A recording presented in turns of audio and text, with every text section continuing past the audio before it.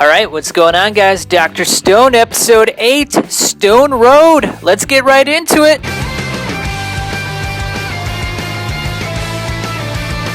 So we're back to the old adventure with the main crew here. Well, not the main crew that we started with, not Taiju and Yuzahara. It's Senku, Kohaku, and Google Chrome. So they're deciding, well, at least Senku's deciding that they're going to make an antibiotic. And in the process of making this antibiotic, they need to get iron. And for them to get iron, they need to collect this black sand, or this iron sand, first. So that's what they do to start the episode. Of course, there's a lot of silly gags in between, none of which I found particularly funny, but if you've been listening to the reviews up until this point, I'm sure you don't find that quite surprising. They find a little riverbed, and they find some of the black sand, and there's a moment where Kohaku is wearing what looks like a bathing suit, so it's kind of the old cliched anime bathing suit episode where the girl is showing off her goods for the audience. Of course, we don't know her age, so we're like, well, is this wankable or is it not? Am I gonna go to jail?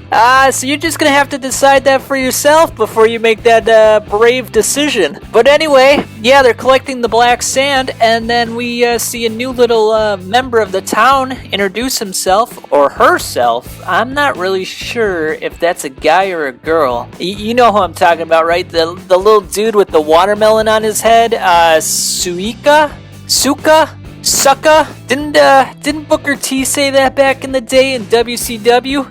But anyway, Suika, Senku, Kohaku, and Chrome are collecting the black sand. They take it back to their little fort, and Senku lets them know that they now have to mix it and burn it at an extremely high temperature, 1500 degrees if I'm not mistaken, and Senku notifies the crew that, hey, wood can only burn at 700 degrees. So we're gonna have to be a little creative. We gotta blow some oxygen on this fire. We gotta create a little furnace so that we can get this temperature up. They're just doing this by manpower alone. They're all just blowing incessantly with all their strength, and it's exhausting all of them. They're all freaking going crazy out of their minds from the physical strain, and of course, you know, they try to make it a little bit comedic, which, again, it's a failure. And then they decide, well, hey, we're gonna need some more villagers. Let's see if maybe we can invent them something that they would like, and then as a favor, they could help us with making the furnace hotter. That way we can make the steel that we need for this antibiotic.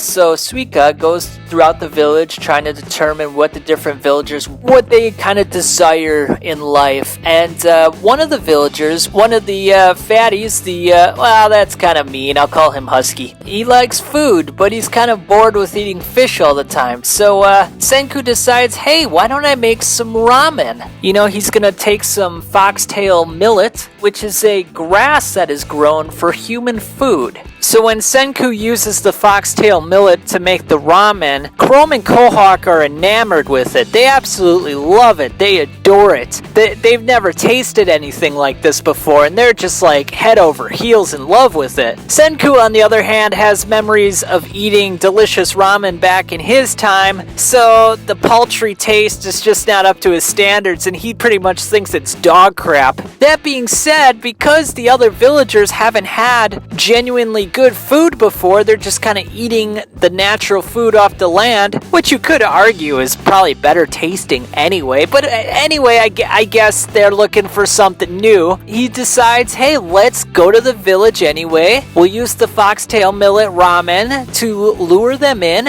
and then that way we can use their physical power to heat up the furnace and create the iron, and thereby getting one step closer to making the antibiotic. And that's how the episode ends.